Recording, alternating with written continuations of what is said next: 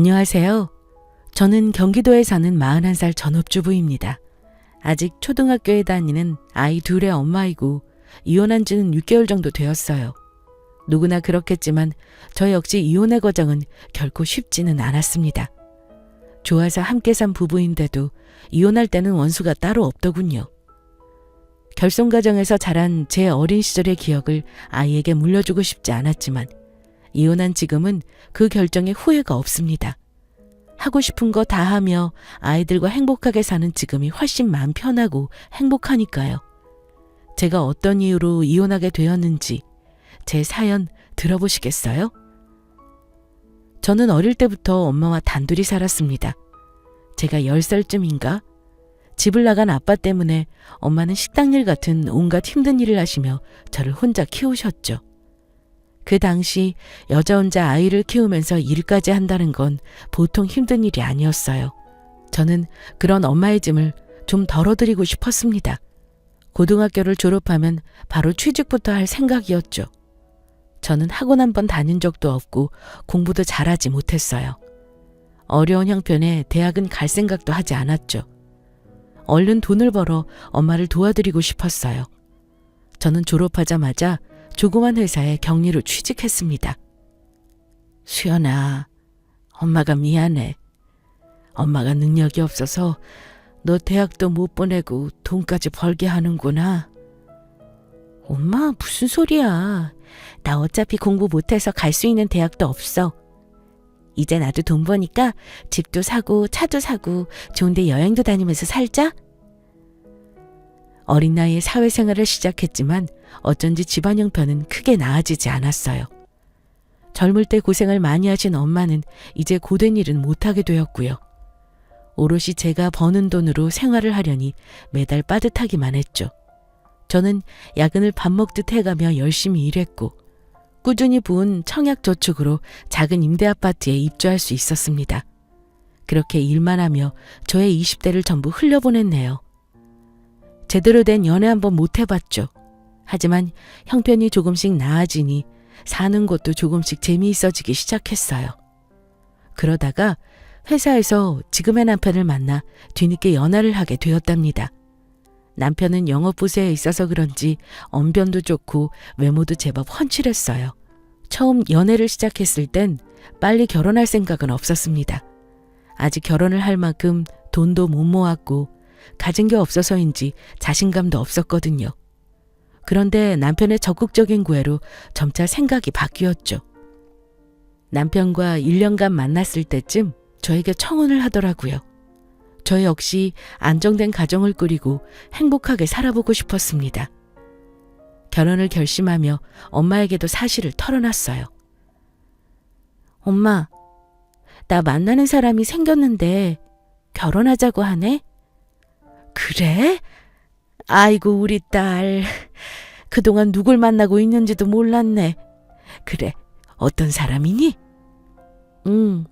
같은 회사 사람이야. 나이는 나보다 2살 많고 지금은 33살. 수연아, 너도 이제 결혼할 나이잖아. 엄마가 최대한 도와줄 테니 이제 결혼해야지. 난 사실 엄마가 걱정돼서 마음이 불편해. 나 결혼하면 엄마 혼자 밥 먹고 혼자 목욕탕도 가야 하는데 안 서운해? 엄마 걱정은 마라. 아주 먼 곳에 살 것도 아니고 자주 볼 텐데 그러니.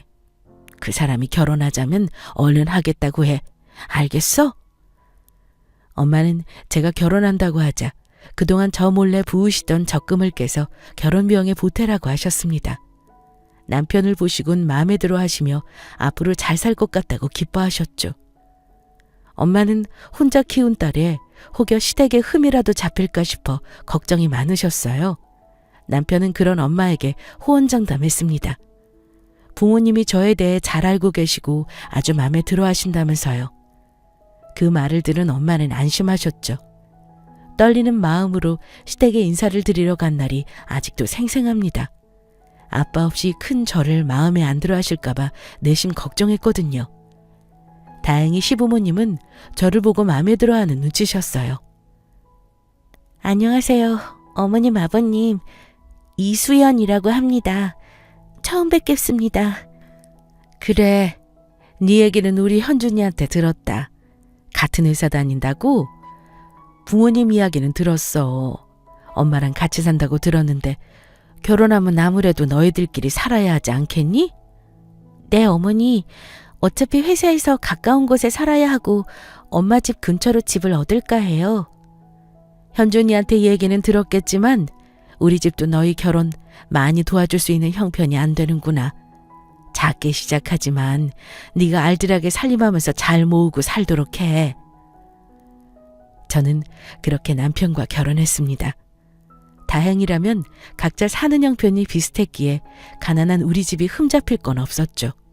신혼집 전세 보증금은 서로 반반씩 보태고 모자란 돈은 대출을 받아 마련했어요. 저는 결혼을 해서도 계속 회사에 다니며 대출도 갚고 적은 돈이라도 엄마를 계속 도와드리고 싶었습니다. 같이 버니 더 여유가 있을 거란 생각에 저는 남편에게 엄마 용돈 얘기를 꺼냈어요. 오빠, 나 이번 달부터 엄마 30만 원씩 드리고 싶은데 그동안 거의 내가 번 돈으로 생활해서 엄마가 혼자 힘드실 것 같아. 뭐? 우리 형편에 30만 원은 너무 커. 당분간 우리 자리 잡을 때까지는 양가에 용돈 드리는 거 하지 말자. 나도 결혼 전에 부모님께 내가 버는 돈 절반씩 드렸어. 근데 이제 결혼했으니 일단 우리가 먼저잖아. 나도 이제 우리 집에는 돈 드릴 여유가 없어. 나중에 돈 벌면 장모님 모시고 살자. 응? 그때까진 집 사는 거랑 돈 모으는 거에 집중하자. 저는 남편의 말도 일리가 있다고 생각했습니다. 일단 우리가 잘 살아야 부모님께도 효도할 수 있는 거니까요. 엄마에겐 너무 죄송했지만 우리 상황을 잘 말씀드렸죠. 엄마는 오히려 괜찮다고 충분히 혼자 벌어 살 수 있다며 손사래를 치셨어요. 남편이 나중에 돈 벌어서 모시고 살자고 했다고 말하니 엄마는 말만 들어도 좋다며 웃으셨죠. 엄마를 같이 모시고 살자는 남편의 말을 저는 그래도 믿었습니다. 결혼하고 얼마 안 있어 우리 부부에게 아이가 생겼고 저는 회사를 다니며 힘겹게 육아를 했습니다. 그러다가 덜컥 둘째가 생겼는데 도저히 두 아이를 키우며 회사를 다닐 자신이 없었어요. 경력이 아까웠지만 육아를 위해 저는 직장을 그만두게 되었습니다. 외벌이를 하게 된 남편은 그 전보다 훨씬 짠돌이가 되더라고요. 돈 관리를 남편이 해서인지 저도 생활비를 아끼는 습관이 되었습니다. 항상 돈 쓸 때는 남편 허락을 받느라 눈치가 보였고 내 맘대로 살 수 있는 게 없었어요. 감히 엄마 용돈 드리자는 말은 꺼낼 수도 없었죠. 하루하루를 정신없이 아이들을 키우며 살았고 10년이라는 시간이 참 빠르게 지나가더라고요. 저는 어느덧 40대가 되었어요. 엄마도 환갑을 앞두고 있었죠. 그동안 명절날 빼고는 용돈 한 번 풍족하게 못 드린 것이 너무나 마음에 걸렸고 그날만큼은 엄마께 직접 차려드린 생신상을 대접하고 싶었습니다. 그래서 한 달 전부터 남편에게 엄마의 환갑 예고를 하며 밑밥을 깔아뒀죠. 오빠, 오늘 우리 엄마 생신인 거 알지? 내가 엄마 집에 가서 음식 좀 해놓을 테니 당신은 이따가 퇴근하고 케이크랑 꽃 사들고 와? 알았어. 내가 알아서 사갈 테니 걱정 마. 이따 7시까지 갈게. 저는 남편에게 받은 생활비에서 조금씩 돈을 모아 엄마에게 드릴 용돈을 마련해 놓았어요. 나중에 남편 모르게 살짝 전해드리려고 했었죠. 짠돌이 남편에겐 기대도 하지 않았어요. 제가 차려드린 환갑 생신상 앞에서 기뻐하시는 엄마를 보니 눈물이 났습니다. 우리 엄마가 언제 저렇게 늙으셨는지 슬퍼졌죠. 생일 축하 노래도 부르고 차려놓은 밥을 먹으려는데 갑자기 남편이 봉투를 내밀더군요. 장모님 생신 축하드려요. 친구분들하고 맛있는 저녁 한 끼 잡수셔요.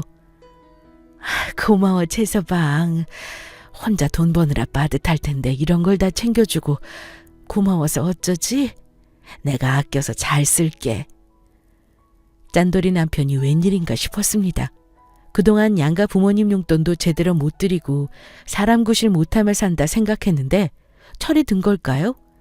기대도 하지 않았는데 엄마 용돈을 준비한 남편에게 고맙더라고요. 집에 돌아오는 길에 저는 살짝 물어봤습니다. 오빠, 나 사실 생각도 안 하고 있었는데 고마워. 엄마가 너무 좋아하시더라. 근데 엄마 얼마 드렸어? 나 궁금한데 알려주라. 아이 그냥 적당히 드렸어. 너무 많지도 적지도 않게. 뭘 알려고 그래. 됐어. 이제 그만해. 저는 남편이 쑥스러워서 말을 아끼는 줄만 알았어요. 다음날 엄마와 전화통화를 하며 슬쩍 물어봤습니다. 엄마, 오빠가 얼마 넣어줬어? 이참에 내가 준 거랑 보태서 제대로 된 겨울 패딩 하나 사자. 뭐? 얘 엄마 패딩 필요 없어. 집에 옷도 많은데 패딩은 무슨. 엄마 괜찮아. 내가 준 거랑 합치면 50은 넘을 거 아니야. 엄마 자꾸 그렇게 아끼면 영영 못 사. 오빠가 얼마 넣어줬어? 제가 자꾸 캐묻자 엄마가 마지못해 대답하셨어요. 수연아, 최서방이 10만 원 줬더라. 내가 너 속상해 할까봐 얘기 안 하려고 했는데 너 괜히 남편이랑 싸우지 마, 응? 최서방도 혼자 보니 매달 드는 생활비에 대출 이자에 얼마나 힘들겠니? 뭐? 10만 원? 기가 막힌데 정말. 엄마에게 미안해서 얼굴이 뜨거워지더군요. 10만 원이라니 이건 안 주느니만 못한 돈 아닌가요? 남편이 저와 엄마를 얼마나 우습게 생각하는지 알 것 같았습니다. 화가 난 저는 남편이 얼른 퇴근해 오기를 기다렸어요. 남편이 오자마자 저는 따져 물었습니다. 오빠, 우리 엄마한테 용돈 10만 원 드렸다며? 그동안 당신이랑 살면서 엄마한테 용돈 한 번 맘대로 드린 적 없어. 근데 10만 원? 그거 우리 엄마 무시하는 거 아니야? 그럴 거면 차라리 드리지 말지 그랬어. 야, 지금 너 우리 집 생활비가 얼마나 드는지 알기나 해? 매달 내가 얼마씩 돈을 내고 있는지 아냐고. 용돈 못 드리는 건 우리 부모님한테도 마찬가지야. 알아? 나도 지금 자식 노릇 못하고 있다고. 결혼해서 10년 동안 혼자 뼈 빠지게 돈 벌어도 아직 집도 못 샀는데 뭐? 지금 너네 엄마한테 용돈 10만 원 줬다고 나한테 따질 일이야? 뭐? 너네 엄마? 막말하자 이거지? 그래 좋아. 나도 돈 벌 거야. 당신이 준 돈 더럽고 치사해서 못 쓰겠다.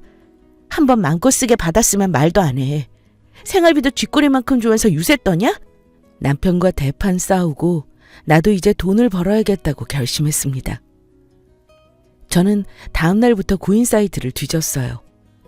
돈 벌어서 우리 애들 다니고 싶은 학원도 보내주고 남편 눈치 안 보고 엄마 용돈도 드리고 싶었습니다. 남편이 꼴 보기 싫어도 내 돈이 없으니 결국 같이 살 수밖에 없는 현실이 싫었어요. 나도 돈을 모아서 미혼 남편에게 이혼하자며 큰 소리 한번 쳐보고 싶었습니다. 그런데 제 나이가 이제 40대이다 보니 할 수 있는 일이 얼마 없더군요. 애들이 아직 어려 풀타임보다는 파트타임으로 해야 하는데 마땅한 일이 눈에 띄지 않았죠. 게다가 경력 단절이 10년 이상이라 자신감도 바닥을 쳤고요. 아이 둘을 케어하며 나가서 일을 할 수 있을까 점점 자신이 없어졌습니다. 그래서 다시 현실과 타협하고 말았습니다. 애들이 조금만 더 크면 그땐 꼭 돈을 벌어야지 하고요. 그렇게 남편과 사이가 틀어져 서로 대면대면하게 지내고 있을 때였어요. 10만 원 용돈 사건 이후 저는 남편에게 정이 뚝 떨어졌죠. 꼭 필요한 말 외에는 서로 대화도 하지 않았습니다. 남편은 끝까지 사과를 안 하더라고요. 자기 딴에는 큰맘 먹고 챙겨드린 용돈이다 이거죠. 남편이 너무 얄미워서 저는 집안에서도 남편을 피해 다녔습니다. 한 달 정도 지난 어느 날 저녁이었어요. 친정엄마한테 전화가 걸려왔는데 엄마 목소리가 이상했습니다. 울고 계신 듯한 목소리에 저는 놀라서 물었어요. 엄마, 무슨 일이야? 어디 아픈 거야? 말해봐. 수연아, 놀라지 말고 들어. 네 아빠 말이야. 엄마한테 연락이 왔어. 만나고 싶다고. 엄마 말을 듣고 저는 제 귀를 의심했어요. 아빠라는 건 제 인생에 없는 단어였거든요. 어렸을 때 저와 엄마를 버리고 나간 사람이 아빠랍시고 나타나다니 어이가 없었죠.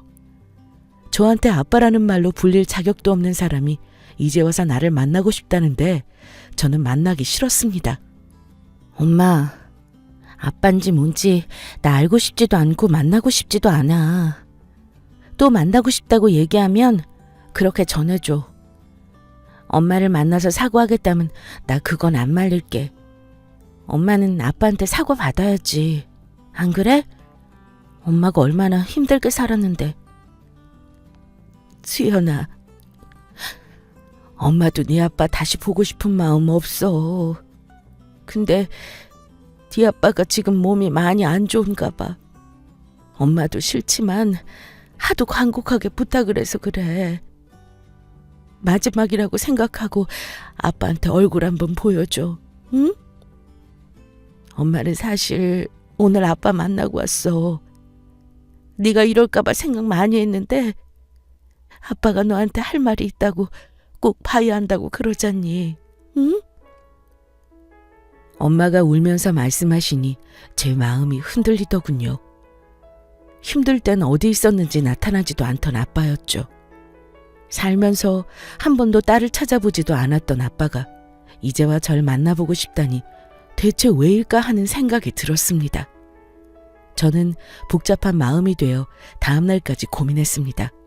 그리고 결론을 내렸어요.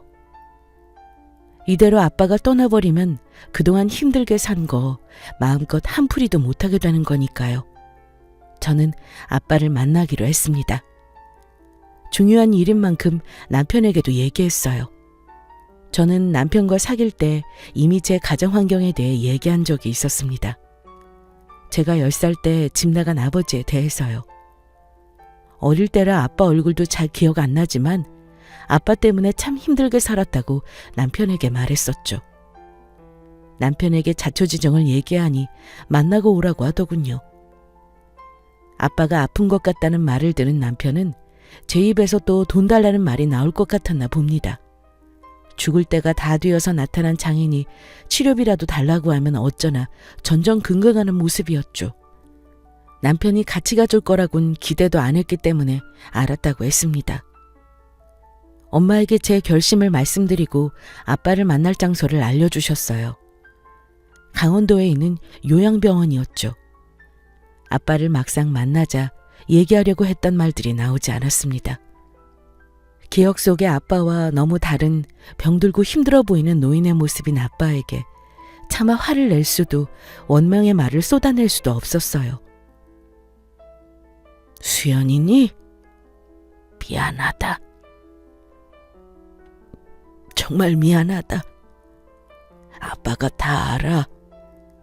미안하다는 말밖에 할 말이 없구나. 아빠, 왜 이제야 저를 만나고 싶다고 하신 거예요? 저 엄마랑 정말 힘들게 살았어요. 그거 알아줘야 해요, 아빠. 그래, 알아. 엄마 만나서 얘기 다 들었다. 네가 나를 만나고 싶어 하지 않았다는 것도 다 알고 이해해. 아빠의 목소리를 듣자 그동안 참았던 눈물이 쏟아졌습니다. 수연아, 너도 알다시피 아빠가 많이 아파서 이제 오래 못 살아. 30년 아빠 노릇을 못했으니 너한테 그거 갚을 기회 주겠니? 아빠는 저에게 그동안 모은 재산이라며 서류 더미를 전해주셨습니다. 너랑 엄마한테 주고 싶다. 그동안 고생한 거에 비하면 얼마 안 되는 거지만 아빠는 이제 필요 없어. 너 힘들게 사는 거 엄마한테 다 들어서 알고 있어. 이제 이거 가지고 너 하고 싶은 거 하면서 애들도 남부럽지 않게 뒷바라지 해줘라. 아빠, 저 힘들게 살지만 아빠한테 돈 받겠다고 온 거 아닌데 왜 갑자기 저한테 재산을 주시겠다는 거예요? 생각지도 못한 아빠의 말에 저는 혼란스러웠습니다. 하지만 마음 한구석은 솔직히 기쁘더라고요. 맨날 돈 없이 쩔쩔매고 살았던 저에게 모든 재산을 주신다니 뒤늦게 나타난 아빠가 저에게 온 행운이라는 생각이 들더군요. 절대 남편한테는 말하지 마라. 알았지? 사람이 살다가 무슨 일이 생길지 모르는 거야. 땅은 너랑 엄마 이름으로 등기해놓고 현금은 네가 남편 모르게 잘 가지고 있도록 해라. 아빠를 만나고 돌아온 저는 남편에게 아빠가 곧 돌아가실 것 같다고 말했습니다. 남편은 그래 하고 짧게 묻고는 더 이상 관심을 보이지 않았어요. 자기가 챙겨야 할 가족으로 인정하지 않겠다는 거였죠. 저도 더는 아빠에 대해 얘기하지 않았습니다. 아빠가 남겨주신 재산에 대해서는 더더욱 말하지 않았고요. 차근차근 정리해서 엄마 몫도 드리고 나머진 제가 남편 모르게 갖고 있으려고 했죠. 아빠를 만나고 나니 30년간 있던 마음속의 응어리가 풀렸습니다. 저는 아빠의 존재를 항상 부정했지만 아빠는 저에게 항상 아픔이었던 거죠. 게다가 저에게 많은 재산까지 남겨주신 게 감사하기까지 했습니다. 생각지도 못한 아빠 덕을 보려고 그동안 힘들었던 건가 싶었어요. 저는 그 후 엄마와 함께 아빠가 계신 요양원을 몇 번 더 찾아갔습니다. 요양원 밖으로 나올 수 없는 아빠에게 손주들 사진도 보여드리고 그동안 못다한 얘기를 많이 나누었어요. 허락된 시간이 많지 않아 함께 있는 시간을 더 소중하게 썼던 것 같아요. 얼마 후 요양원으로부터 아빠가 돌아가셨다는 소식을 받았습니다. 저와 엄마는 아빠의 장례를 손수 치러드렸어요. 자주 찾아뵙기 위해 집에서 가까운 납골당에 모셔드렸고요. 정없는 아빠라 생각했는데 마지막 보내드리고 오는 길에 참 많이도 울었습니다. 철없는 남편은 뒤늦게 만난 아빠를 장인이라고 생각하지 않더군요. 저 혼자 장례를 준비하고 정신이 없다는 걸 알면서 회사 일이 바쁘다는 핑계로 찾아오지도 않았습니다. 최소한의 도리도 하지 않는 남편이 야속했지만 싫다는 티를 팍팍 내는 사람에게 억지로 강요할 수는 없는 노릇이니까요. 아빠를 보내드리고 저는 재산을 정리하느라 한동안 바쁘게 지냈습니다. 경기도 외곽에 남겨주신 땅은 당장 팔 수가 없어 엄마와 제 앞으로 지분 등기를 했고 증여받은 예금 재산도 모두 정리했어요. 항상 돈 걱정을 하고 살던 저에게 아파트 한 채를 융자 없이 살 수 있는 돈이 생겼습니다. 엄마 앞으로 남은 인생 편안하게 사시라고 두둑히 통장에 넣어놓았고 저도 큰돈이 든 통장을 갖게 되었어요. 하루에 몇 번씩 들여다보는 게 삶의 낙이 되더군요. 돈이라는 게 사람보다 훨씬 더 든든한 힘이 되어준다는 걸 느꼈어요. 추리한 옷을 입고 있어도 하나도 초라하다는 생각이 들지 않게 해주는 게 돈인가 봅니다. 아빠의 장례를 치러드리고 얼마 지나지 않았을 때였습니다. 야근한다며 매일 늦는 남편이 그날은 술이 떡이 돼서 들어와 바로 골아떨어졌어요. 그때 남편 폰으로 전화가 왔습니다. 여러 번 울리는 벨소리가 시끄러워서 제가 대신 받았죠. 걸려온 전화는 시어머니셨어요. 어머니, 애들 아빠 지금 자고 있어서 전화를 못 받아요. 제가 전해드릴게요. 말씀하세요. 그러니 다른 게 아니고 엊그제 현준이가 보내준 500만 원 덕분에 네 아빠가 저지른 빚 다 해결했다. 고맙다는 말하려고 전화했어. 생활비에서 쪼개서 갚느라 힘들었는데 목돈을 마련해줘서 수월하게 갚았지 뭐니? 고맙다. 저는 모르는 일이라 당황했지만 어머니는 제가 알고 있다고 생각하시는 것 같아 일단 대답을 했습니다. 네, 어머니. 제가 남편한테 말씀 잘 전할게요. 남편이 보낸 돈 500만 원으로 시아버지의 빚을 갚았다는 말에 어이가 없었습니다. 결혼해서 지금껏 자기 집에도 용돈 한 번 드린 적 없다고 큰소리치던 사람인데 그런 큰돈을 들였다는 말을 듣자 그동안 남편의 모든 행동이 의심이 가기 시작했어요.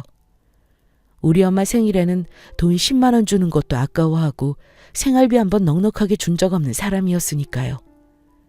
그동안 남편이 얼마를 버는지 어디에 돈을 쓰는지 아무것도 몰랐던 제가 바보였던 거예요. 저는 남편이 깊이 잡는 걸 확인하고 컴퓨터를 켰습니다. 남편의 주 거래 은행의 로그인에 그동안 어디에 돈을 쓰고 다녔는지 알아야 했어요. 단순한 사람이라 비밀번호를 풀기도 쉽더군요. 우리 집 현관 비번을 누르자 쉽게 풀렸죠. 그리고 최근 5년간 남편의 통장 거래 내역을 확인한 저는 손이 덜덜 떨려왔습니다.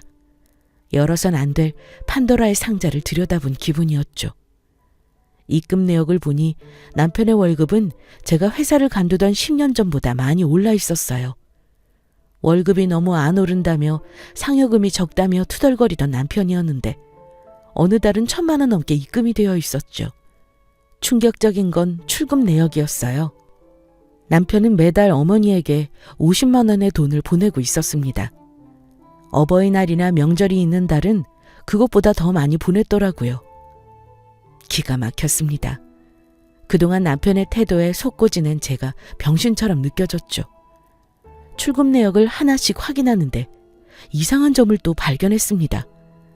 최근 1년간 같은 여자에게 일정한 금액의 돈을 계속 보냈던 내역이 있었던 거예요. 물건을 사거나 술집에서 결제한 것도 아니었어요. 뭔가 이상한 느낌이 딱 오더군요.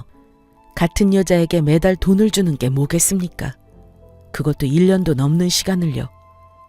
술 먹고 외박하는 날이 가끔 있더니 남편은 저 모르게 여자를 만나고 있었던 거죠. 100만 원도 안 되는 생활비를 주면서 세상 아까워하던 놈이 시댁에는 용돈을 매달 보내고 그것도 모자라 여자까지. 전 더 이상 참을 수 없었습니다. 일단 증거를 남겨놔야 하니 모든 거래 내역을 캡처해 놓았죠. 이제껏 남편은 저와 엄마를 챙겨야 할 가족이라고 생각하지 않았던 것 같습니다.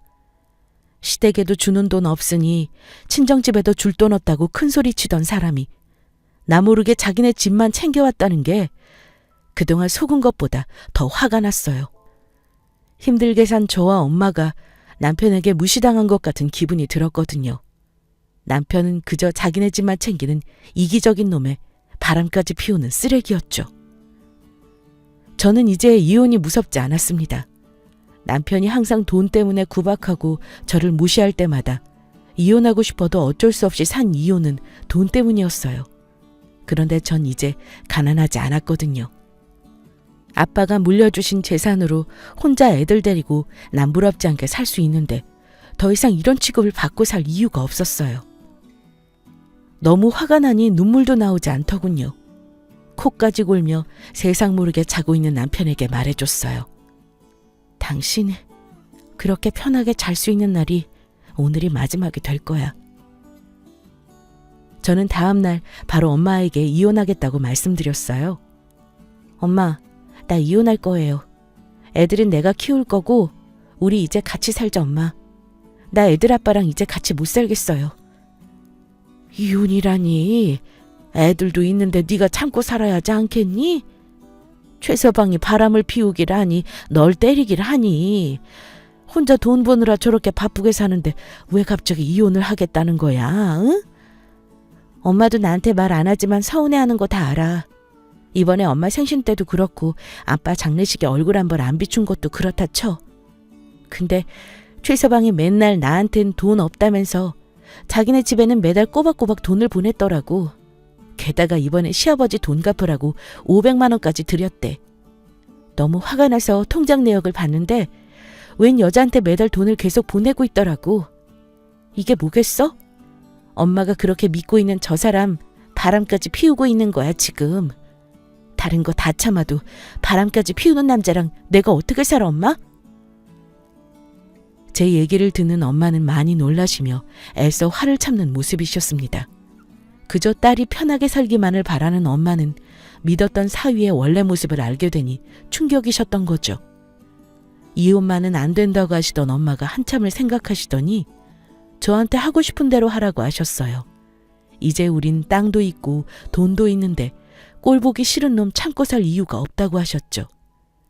저는 곧바로 이혼 준비를 시작했습니다. 유책 배우자인 남편에게 위자료와 재산 분할까지 받고 부부의 연을 모두 정리하고 싶었어요. 10년의 결혼 생활을 하면서 식모처럼 살며 혼자 독박 육아한 건 꼭 보상받을 생각이었습니다. 이혼 소송에 대해 알아보니 혼자서는 어려운 부분이 많아 변호사의 도움을 받기로 했습니다. 유책 사유가 남편분한테 있으니 고객님이 승소할 확률이 높습니다. 다만 소송을 하더라도 부부의 재산은 경제생활에 기여한 정도에 따라서 분할을 하게 되고요. 아버지한테 증여받은 재산은 남편과 나눌 재산에 포함이 안 되니 빼앗길 걱정 안 하셔도 됩니다. 남편이 저 몰래 숨겨놓은 재산이 있을 수도 있어요. 제가 알고 있는 건 집 전세보증금하고 통장 잔액 정도거든요. 남편한테 받을 수 있는 건 최대한 받아내고 싶어요. 아이들은 제가 키우는 것으로 소장 작성 부탁드립니다.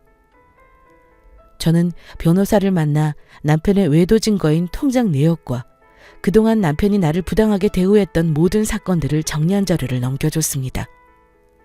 이제 남편에게도 이혼 의사를 알려야 했습니다. 퇴근하고 돌아온 남편에게 얘기했죠. 오늘 나 변호사 만나고 왔어. 나 당신하고 이제 같이 못 살 것 같아.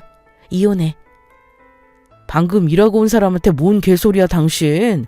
갑자기 무슨 이혼을 한다 그래? 당신 이제까지 나 모르게 어머님한테 매달 돈 보냈더라? 그리고 그 여잔 뭐야? 당신 매달 돈 보내는 여자 말이야. 당신 바람 피우는 거 다 알고 있으니 잡아댈 생각 마. 그동안 나한테 겨우 살 만큼만 돈 주더니 당신 부모랑 그 여자한테는 아깝지도 않았나 봐. 나한테 이제 생활비 안 줘도 되니까 당신 마음대로 쓰면서 살아. 맨날 생활비 주느라 돈 없다고 노래를 불렀잖아? 내가 번 돈으로 우리 엄마 용돈 좀 드리는 게 무슨 문제야? 당신도 알다시피 두 노인네가 쓰면 얼마나 쓴다고. 내가 큰 돈 들인 것도 아닌데 왜 그래? 그리고 남의 통장 내역은 당신이 뭔데 몰래 뒤져봐. 당신이 돈 한 푼이라도 벌어왔어? 버는 돈도 없으면서 왜 큰소리야? 왜 없어?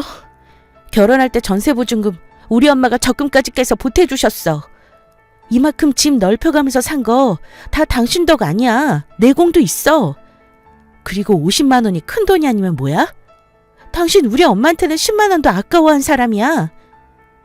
애들 키운 건 공짜로 키운 줄 알아? 당신이 정 그렇게 나온다면 나도 할 말 없어. 법으로 해결할 거니 그렇게 알아. 돈 버는 게 무슨 큰 벼슬이나 된다고 끝까지 유세 떨고 바람까지 피운 사실을 들켰는데도 남편은 뻔뻔했어요. 이혼을 준비하면서 남편과 같은 공간에서 지낸다는 게 쉽지 않을 것 같아 소장을 접수한 날 모든 짐을 챙겨 아이들과 함께 친정집으로 들어왔어요. 친정으로 온 날 저녁 남편이 바로 찾아오더군요. 당신 갑자기 지금 뭐 하는 짓이야? 애들 데리고 당장 들어오지 못해? 지금 나랑 진짜 해보자는 거지? 나 장난으로 이혼하자는 거 아니야. 소장에 적혀있는 그대로야. 양육권은 내가 가질 거고 재산 분할도 정확히 해줘. 이혼 소장을 송달받은 남편은 내 이혼 요구가 협박이 아니라는 걸 그제야 알게 되었는지 자기도 가만히 있지 않겠다며 내가 요구한 돈 한 푼도 못 받을 줄 알라고 큰소리치더군요. 저는 마음대로 해보라고 재판 기일에 가지고 나올 서류 준비나 잘하라고 말해줬습니다. 이혼을 피할 수 없다고 생각한 남편은 최대한 본인에게 유리하게 상황을 끌고 가려 했어요. 당신이 가져갈 수 있는 재산 얼마 없다는 거 알고 있지? 우리 전세 보증금 빼면 당신이랑 나눌 수 있는 거 얼마 없어. 판결로 나오는 건 어쩔 수 없겠지만 그 이상은 줄 생각 없으니 그렇게 알아. 상관없어. 결혼할 때 내가 보탠 돈이랑 결혼해서 애 키우고 집안이란 거 전부 계산해서 받을 거야. 나 그 정도 자격은 있다고 생각해. 돈도 안 버는 사람이 애는 어떻게 키우려고 그래? 애 둘 다 데려가면 고생길이 훤하구먼. 당신 그렇게는 얼마 못 버텨. 남편은 경제력 없는 제가 스스로 무덤을 판다는 식으로 말했습니다. 제가 갖고 있는 재산이 얼마인지는 꿈에도 몰랐겠죠. 재판 기일이 왔고 상대방의 재산 목록을 제출하라는 요구가 있었습니다. 공동의 재산인지를 판단한 후에 기여도에 따라 재산 분할을 해야 하니까요. 상대방의 재산을 확인하는 과정에서 전 다시 한번 남편에게 뒤통수를 맞았습니다. 남편에게 나 모르게 월세 계약한 오피스텔 보증금 2천만 원이 있더군요. 알고 보니 그건 남편이 바람 피우는 여자에게 원룸을 얻어준 돈이었어요. 매달 그 여자에게 월세에 보태라며 돈을 보내준 거고요. 전 이제 화를 낼 힘도 없었습니다. 얼른 이혼 소송을 마무리하고 싶었죠. 제 재산을 보고 놀라긴 남편도 마찬가지였나 봐요. 재판 기일에 만난 저에게 창피하지도 않은지 고래고래 소리를 질렀습니다. 그동안 내가 주는 돈은 쥐꼬리다 뭐다 하더니 알고 보니 생활비 준 거 뒷구멍으로 빼돌렸냐? 당신이 도둑년이 아니면 뭐야? 당신이 가지고 있는 돈 그거 다 어디서 삥땅 친 거야? 그거나 말해. 난 그것도 모르고 꼬박꼬박 너한테 돈 갖다 바쳤잖아. 당신 나 몰래 장모님한테 돈 준 것도 있지? 웃기지 마. 삥땅 칠 정도로 생활비나 줬어? 내 돈 당신이랑 상관없어. 돌아가신 아빠가 나한테 주신 거야. 당신 우리 아빠 장인어른이라고 생각한 적도 없잖아? 장례식장에 코빼기도 안 비쳤으면서 당신은 그거 나누자고 할 자격 없어. 법적으로도 재산분할 대상에 끼지도 않는다고. 그리고 내 돈으로 엄마한테 용돈 주는 게 뭐가 문제야? 그건 당신이 한 말 아니야? 결혼 생활 내내 나한테 거짓말하고 바람까지 피운 게 누군데 나한테 큰 소리를 쳐? 재판정에서 싸우고 돌아왔는데 자괴감이 들었습니다. 나를 자기 몰래 돈이나 빼돌린 도둑년 취급을 하다니요. 남편은 10년이 넘게 알뜰하게 살림했던 내 공은 하나도 인정하지 않았습니다.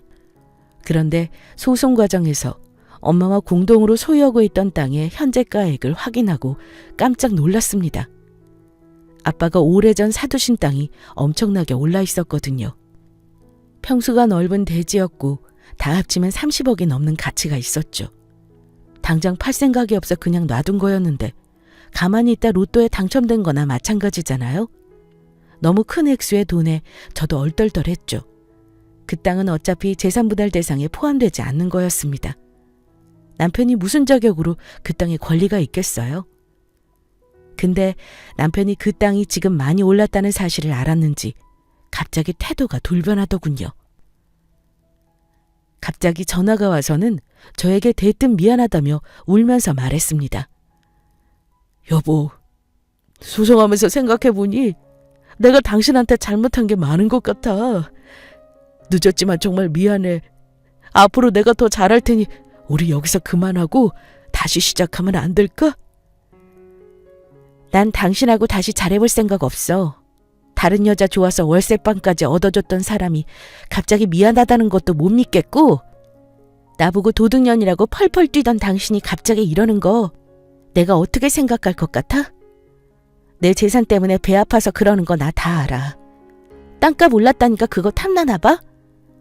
난 10년 동안 좋은 옷 한 번 사입은 적 없고 내 입에 고기 들어가는 것도 아까워서 제대로 먹지도 못하고 살았어.